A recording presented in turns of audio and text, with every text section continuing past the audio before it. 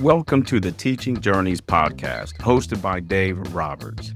Humanity possesses a unique skill, the ability to pass knowledge from one generation to the next. This podcast embraces that ability, offering learning opportunities through conversations with extraordinary guests. Dave aims to leave a positive mark on individuals around the world. So before you dive into today's episode, please share this podcast with your network, including friends, family, and colleagues. And please consider leaving a rating or review. Your support makes all the difference.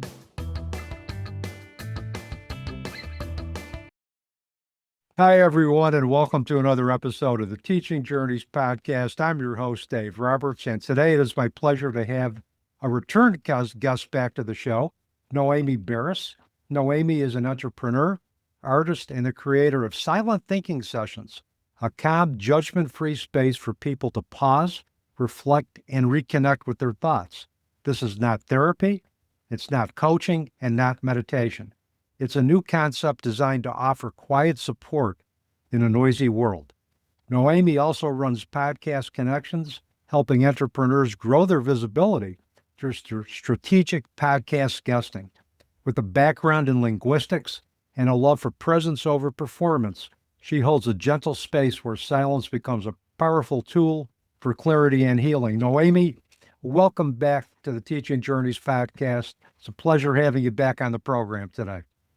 Thank you so much, Dave. It's an honor to be here again. I'm so looking forward to our conversation today. Me too. And for those of you who may not have known, Noemi was a guest on my podcast back in 2024. We talked about your passion for art and creativity and how that helped you get through some very challenging life circumstances.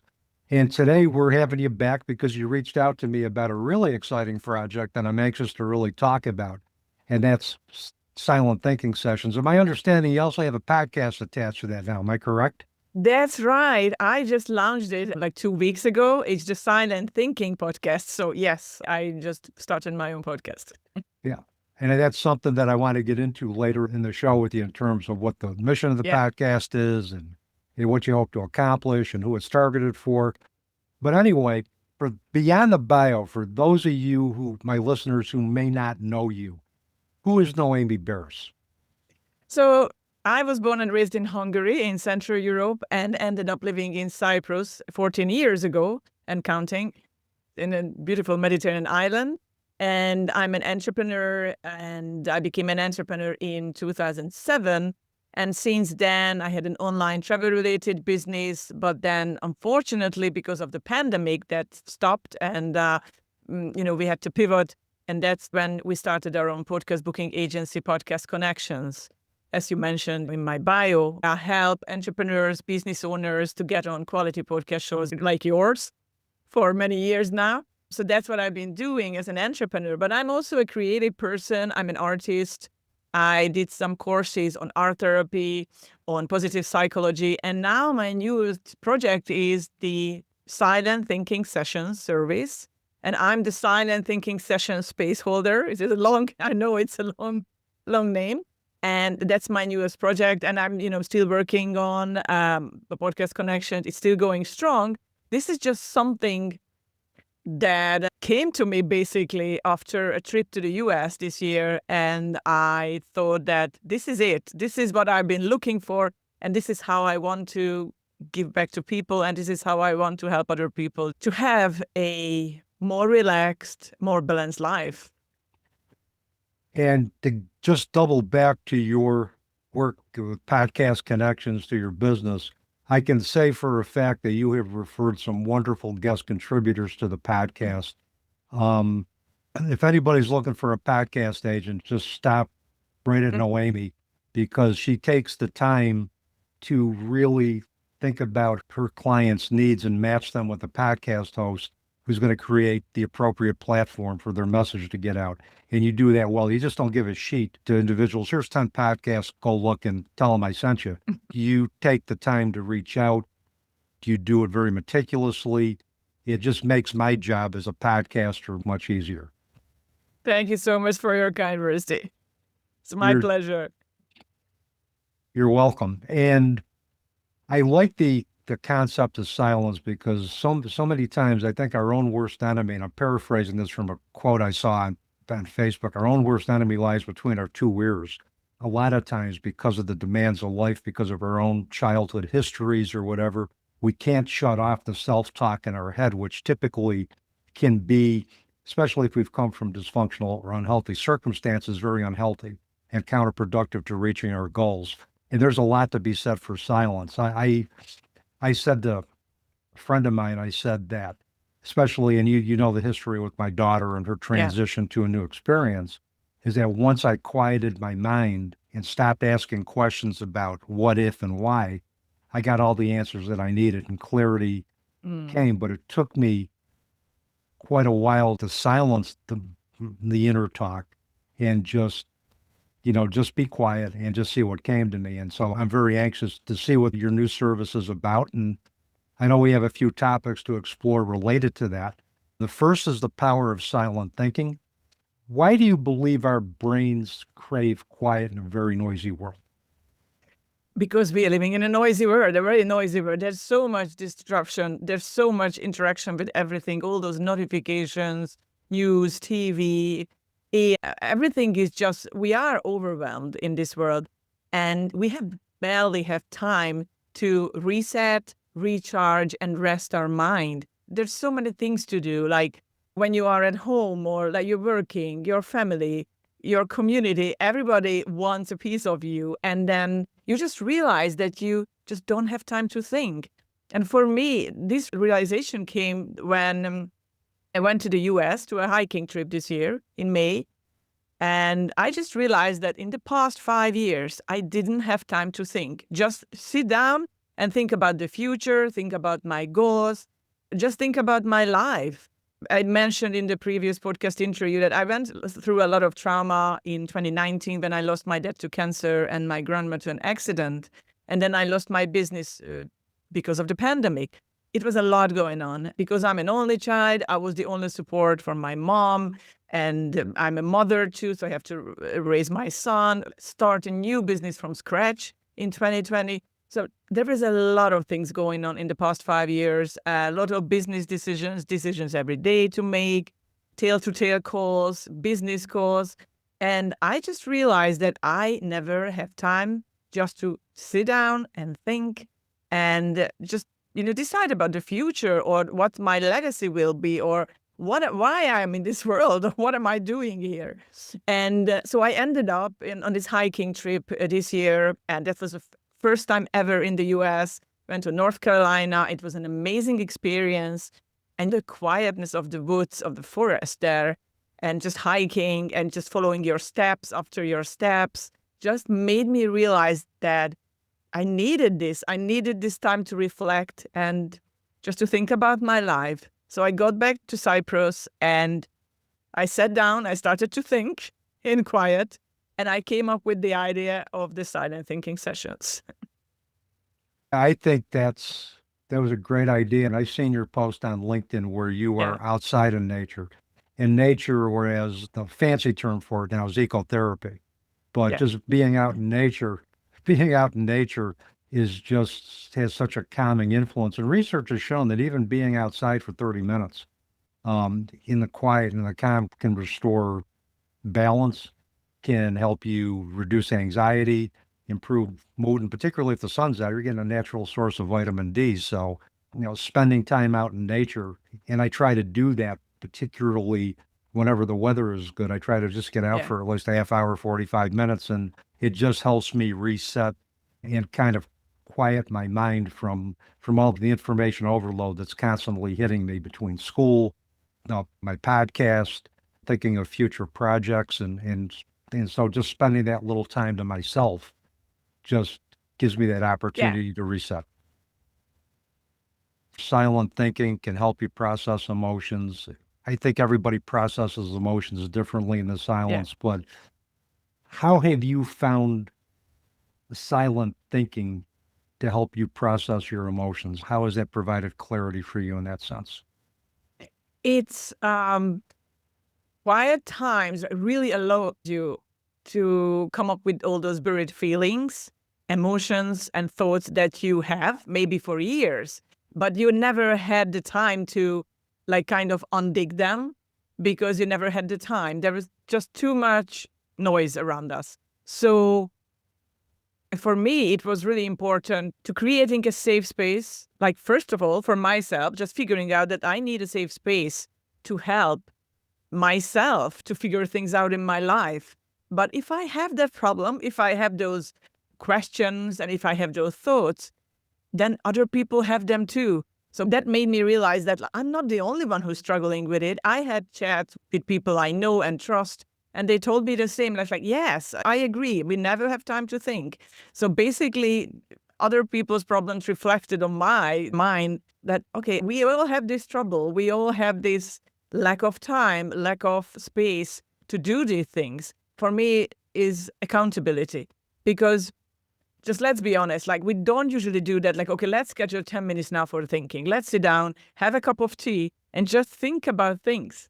And we don't really do that. So if you have someone you are accountable for and you are providing a space for someone just with your presence, not with your words, not with like fixing someone, but just be there for them and providing that space and time, I think that that's kind of huge because that can help people enormously when it comes to figuring out what they want to do and where are they heading in this world.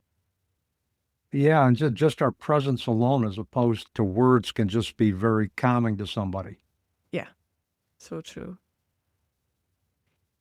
Let's say you got a person who lives in an apartment and they have very little space to create a quiet, sacred space for themselves to reflect. What are some simple ways that they can do that anybody can create spaces for themselves where they can just reflect and embrace the silence? Yeah, I think it's a great question, Dave.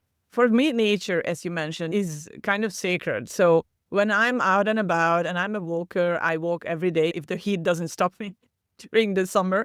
If you just walk for 10, 15 minutes without music, without listening to podcasts, without listening to audiobooks, just be with your thoughts. That's a big step if you do that, and nature helps. You can always schedule time for yourself to sit down with a cup of tea and maybe just, I'm talking about herbal teas because obviously, they help you to relax and calm your mind, and just sit down and try to gather your thoughts and maybe come up with like 2 things you want to go through in your mind. And that helps again to do these things because we just never have time for it. The biggest distraction in our lives right now are our phones, and everybody knows that. I'm guilty as charged.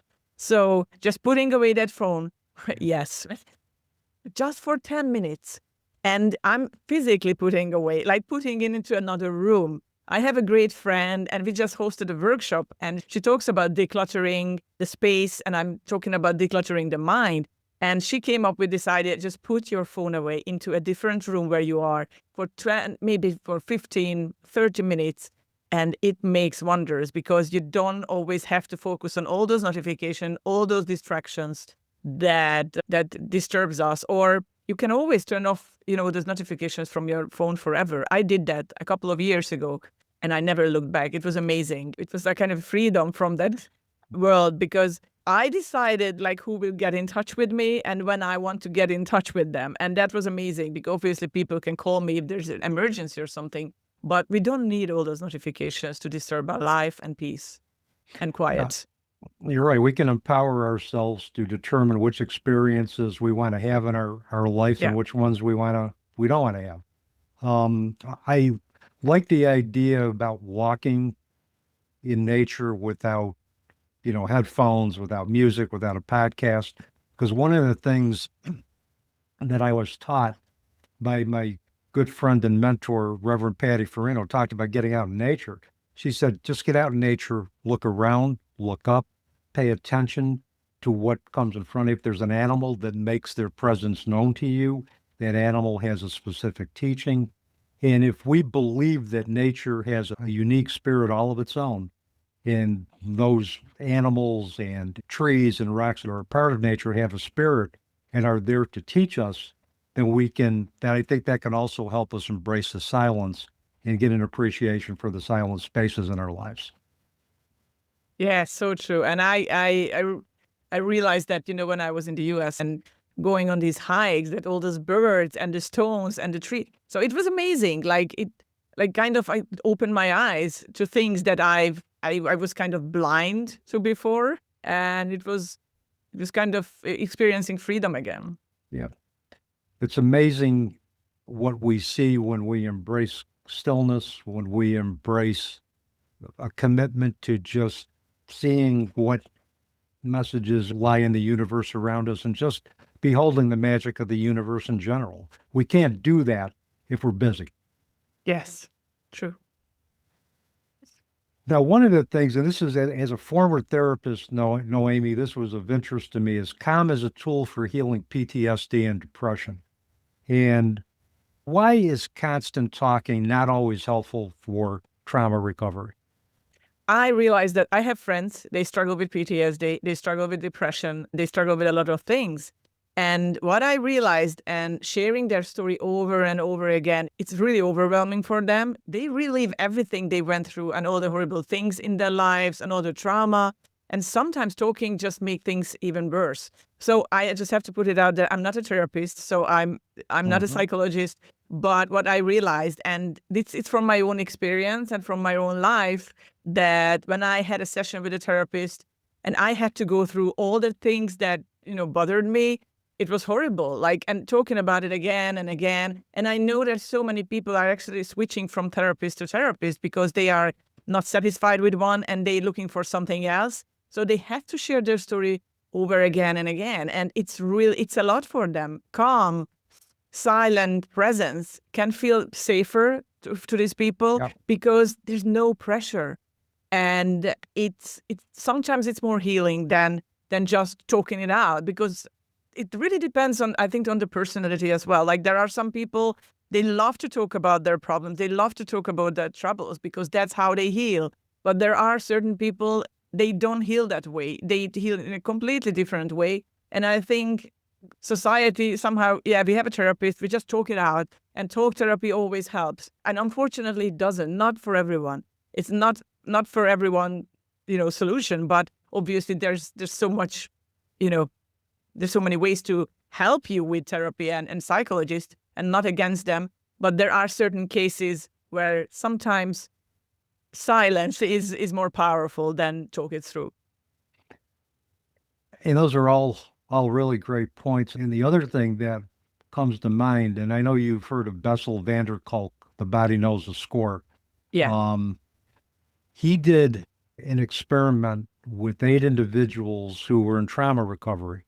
Mm-hmm. And he had them read their script of their trauma, and he took a look at MRIs or magnetic resonance imaging of the brain, left and right side.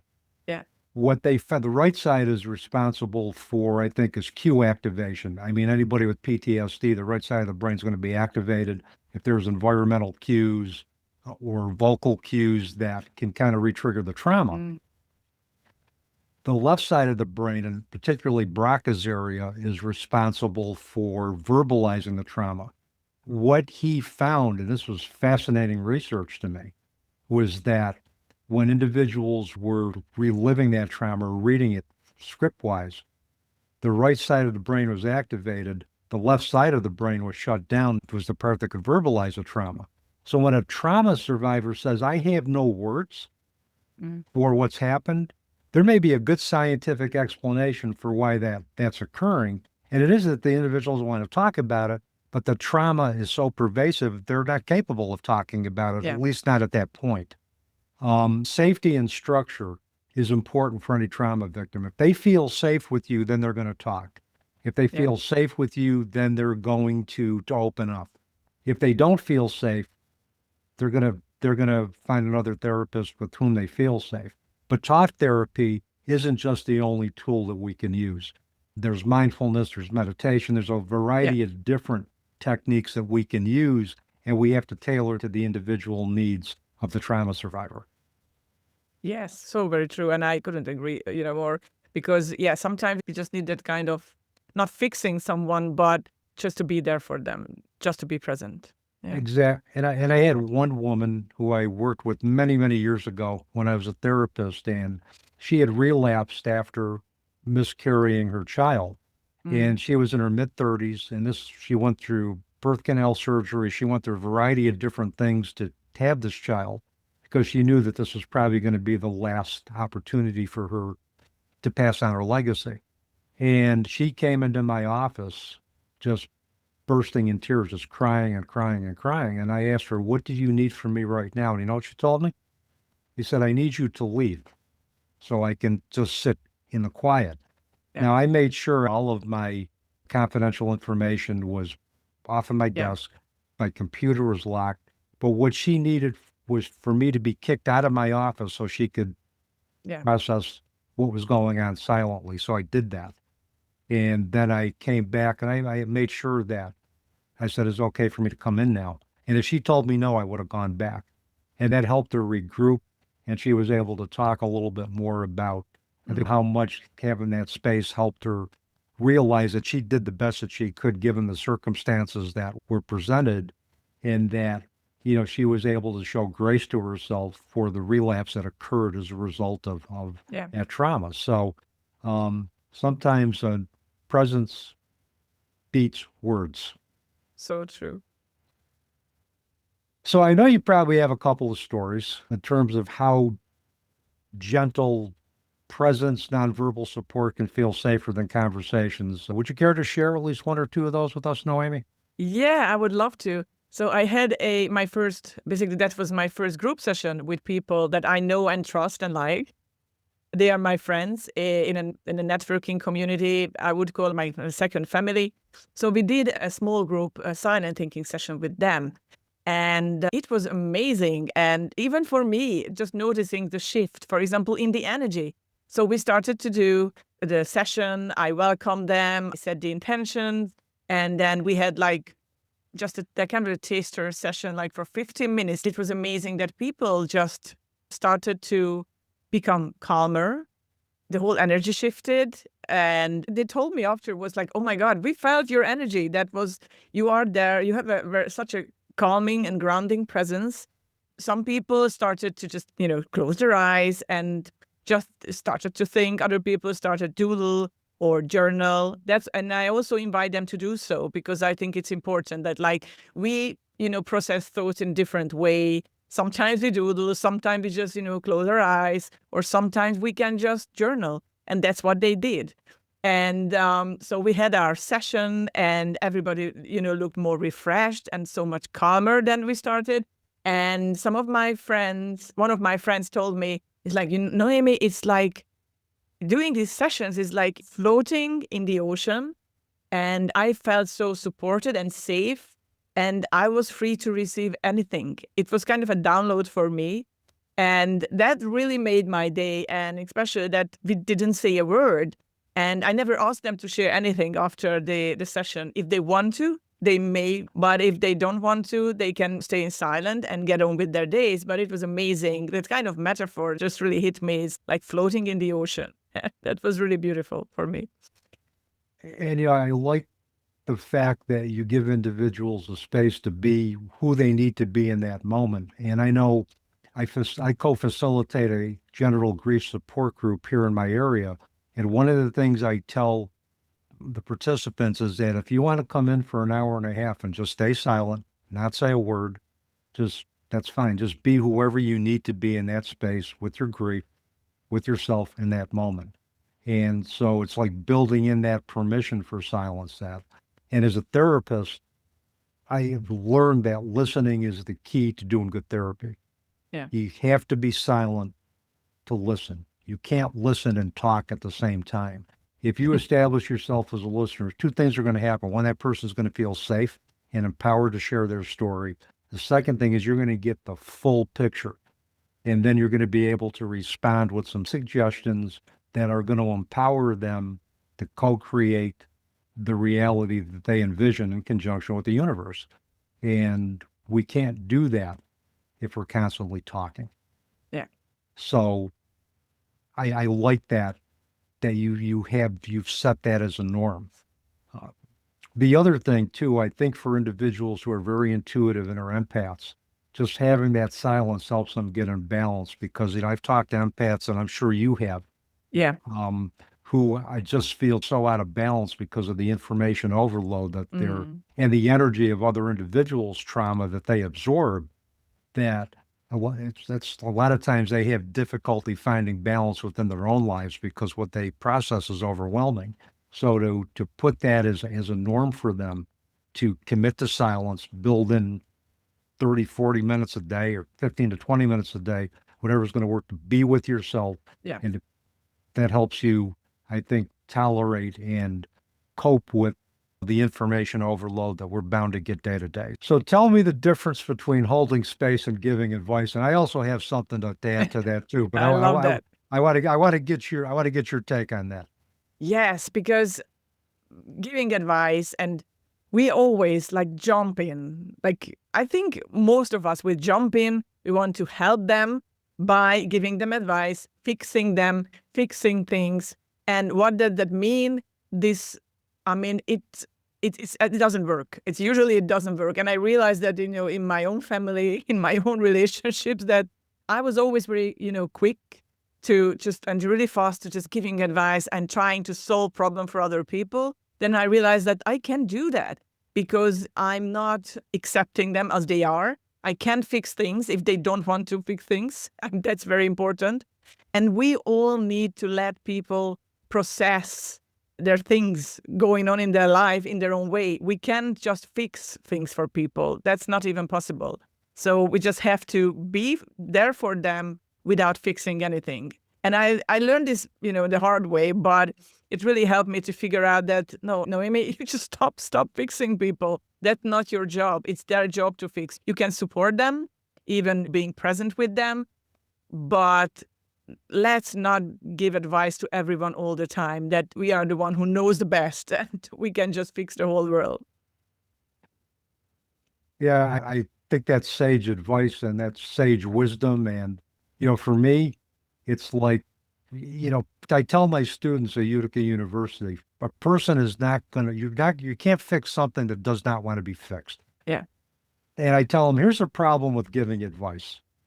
I can give you advice that you take, and my advice ends up working out. Who do you credit for things working out? You credit my advice. You don't see it as anything that you did. You see it as my advice that empowered you, not the steps that you took that empowered yourself. Now, if I give you advice and it just turns to crap, who do you have to blame? You've got me to blame. And what that's going to do is keep you from getting into the silence, doing self-reflection to see what you need to do to achieve your goals. Because all your energy is going to be focused on blaming me because my advice stunk. Exactly. So very true, Dave. And also fixing can really feel like you don't trust them. And that's huge again. And I think that silent support really shows respect for their inner strength, which is so important when people struggle with grief, with PTSD, with anxiety, because they do have an inner strength, but we just need to, show support, respect for that.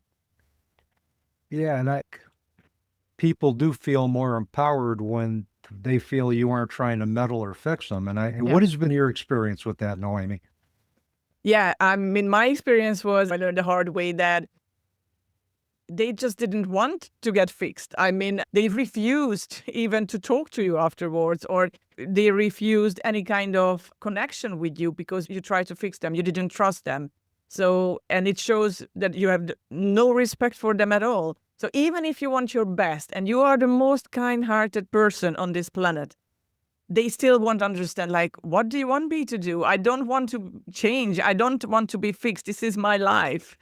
Don't meddle with my life. So yeah, it's quite the opposite that you will end up with. And it's very confusing for people because it comes from a good heart, but it's not accepted by them because they have their own struggles and they don't see the world the way you see the world. No, and particularly if you're dealing with individuals that have issues with authority, they're going to interpret your attempts to fix them as you're trying to tell me what to do. And what's going to happen is that you're going to lose an opportunity to build a long-standing relationship. So for me, if you provide individual with options, trust in their free will to make a decision that is going to be appropriate for them at that time, even if we don't agree with the decision, it empowers them that if the decision goes south, they can reflect and say, okay, what can I do different? And then they're likely to come back and talk to you, not so much for you to fix them, but to get feedback in terms of what can I do to avoid this from the future. But Yeah. if we try to fix somebody and they're resistant to that because of issues with authority, we're going to lose them before we even get started. Yeah. And so many things are coming from childhood, like childhood trauma, the things happened in their family, the mother and father figure who was always the one they always resisted because they always the authority figure and they always told them what to do, how to do it. And you end up like that person again in their lives and you don't want to do that. So it's a very interesting position to be, for sure. Absolutely. Now, let's say I come to you and say, I want to offer silent support to somebody, but I don't know how to do this. I don't know what are some practical steps that I can take to learn to embrace silence in myself so that I can be a silent present for somebody else? That's a great question. And yes, we can all do that because we have the ability to do that for other people as well.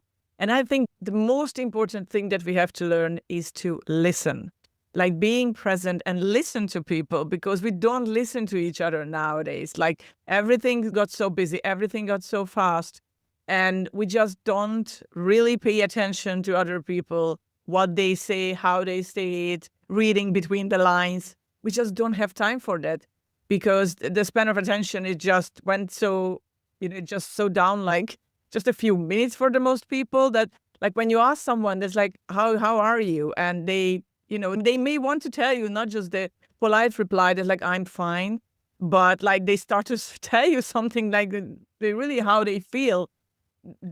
People never listen. So I think it's listening intentionally to other people. That's the key. And I experienced this with my friends, within my family. I just sat down and, for example, I listened to my son. I didn't give advice. I didn't jump in. I didn't want to fix anything. I just listened to him. We went for a walk many times with my son. He's 13 now. And I just listened and listened. And at the end, when we finished our walk and talk, he told me, it's like, oh, Mom, you are like a therapist. I can talk to you anytime. And I didn't do anything. I was just listening to him. I didn't interrupt him. I didn't want to give him advice, but just be there for him. Well, the other thing I think you did is you met him where he was at. And I think that's taking a walk with him outside. And for a lot of young adults, they process information better when they're moving. Yes. I mean, if you take a look at individuals who have gone through trauma, and I look at one of my favorite writers and musicians, Neil Peart, who took a 55,000-mile road trip after experiencing two major tragedies in his life and he always talked about motion and music helping him, provide clarity. And I'm paraphrasing that, but, for some people, just moving and being outside and just walking and moving allows them to process as opposed to just sitting in a chair and talking. Yeah. And there's this meme that I found that I think it goes something like this, is that sometimes you find yourself in the middle of nowhere, and sometimes in the middle of nowhere you find yourself. And we can't do that if we're not committing to moving. So true. And especially if you're dealing with teenagers. I mean, they sit a lot. And I think when they start to move, that kind of shifts that energy. And it really helps them to process things that they are trapped inside their body. And so I think it really helps. Absolutely. I agree with you 100%. Whatever is that, it can be swimming, walking, anything. Just get your body moving because it's amazing. I agree. Now let's shift and talk about your podcast. I mean, after you sent me the email with, with asking to be a guest on the podcast to talk about the silent thinking sessions, I went on LinkedIn. I said, boy, Noemi's full of surprises. Now we got a podcast on top of this. And I'm sure that was a totally intuitive process for you to come up with that. So tell us about the Silent Thinking podcast. What is the mission of that podcast, and how does that align with your service, the Silent Thinking sessions? I had a chat that said that, I love that question. I know I'm full of surprises nowadays, so just come up things creatively. But for me, it was always, I wanted to start a podcast, and I love being a guest on podcasts and love to express myself. And then also, I was also co-hosting a podcast for a while, and I really love that part too. But what I love, so somehow I put together all the things that I like in life. I love books. I love being relaxed and just feeling happy about things that I'm doing. So I had a chat with one of my friends, and she told me, it's like, did you hear about this ASMR style podcast? And it's like, I think I did, because I was listening to a few, but I didn't even know they are ASMR style podcasts. If you don't know what is ASMR, it's autonomous sensory meridian response podcast. So basically, when you listen to someone's voice or something like they brushing to the microphone, very interesting sounds they're making, and they help you to relax, reduce stress, and especially help you to fall asleep easier. And with people like anxiety, depression, PTSD, they always have trouble with sleeping.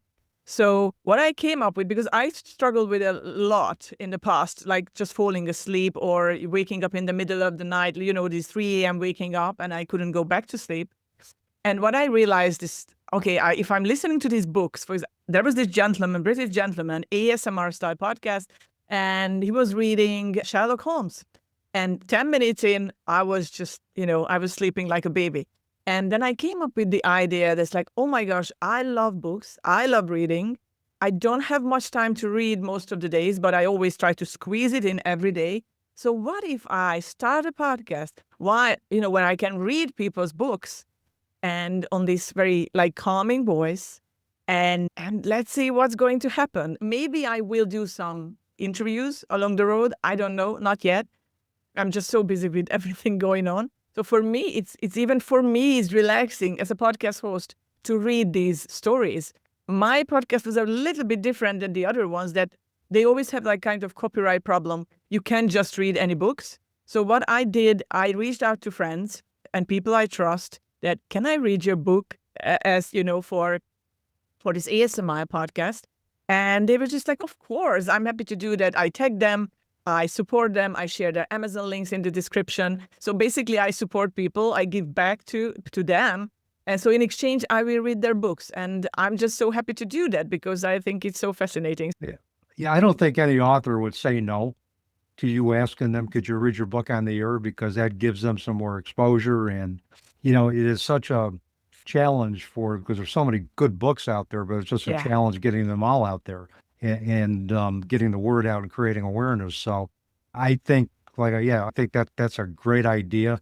And I could see that resonating with a lot of individuals who enjoy reading, but maybe don't have the time to read. It's like you are their voice as opposed to the audio books that they could listen through on Amazon or Barnes and Noble. You become their voice and kind of their introduction into a whole new world of wonder. Yes, and so many of these, authors I know, they're not going to get their books published, for example, like audiobooks. So maybe it's a good opportunity to them to, give them back and support them in this way, because I love doing that. And you also asked me about how it ties together with the silent thinking sessions service. So for me, it's helps people to relax, to stay calm, and to sleep better, because it's such a basic human thing to do, just to have a better sleep. And those books can really help you to sleep. But yeah, there are so many other books out there that are, we can share with the world. So yeah, why not? Yeah, you've got so many ways you can go with this. You can create a theme, a theme per podcast and have a book that aligns with that. There's a lot of room for your creative juices to flow. So I think it's it's exciting, and I think it's great, and I will encourage my audience to check the podcast out. So one of my last questions for you, you've given us a lot of good stuff on the importance of silence today. Is there any one other penultimate takeaway you want to leave our audience with today before you go? Yes, I would love that. So basically, I think just my advice. So if you can do that for yourself, it's so important, just a space to find yourself, to feel seen, and to hear your own thoughts again, and to be safe with your own thoughts. Because I think that's the biggest problem in today's world, that we are not safe with our own thoughts, because we have thoughts that we are even afraid to think about. And creating a space where we can, even for ourselves, because I'm not saying everybody come to my silent thinking session, and everybody has to sit with me, and I'm going to be your, grounding and positive presence there. But we have to learn. I want to teach people how to do that just finding space for yourself and be safe with your own thoughts. And that's so important in life. Thank you for that, Noemi. And my last question for you today is if individuals want to get in touch with you, find out more about the services you provide, check out the podcast, follow the podcast, what's the best way for them to do that? Yeah, so if you're interested in podcast guesting, you can visit our website, which is podcastconnections.co. And if you're interested in my silent thinking sessions, please visit noemiberes.com website, and you will find more information about that there too. But I'm also on LinkedIn, on Instagram. You type my name in, I will pop up there, and I'm happy to connect. And I will make sure all of your contact information gets in the episode notes when our episode goes live on YouTube, Apple, Spotify, and my other podcast platforms. So, Noemi, thank you so much for another wonderful conversation. I always enjoy spending time with you, and I hope we can do this again when you have another project that your intuition is guiding you towards. Look me up, and we'll do this again. Absolutely. Thank you, Dave. I will definitely reach out to you. Thank you so much for today. My pleasure. And with that, that is a wrap on another episode of the Teaching Journeys podcast. I'm your host, Dave Roberts, wishing you peace.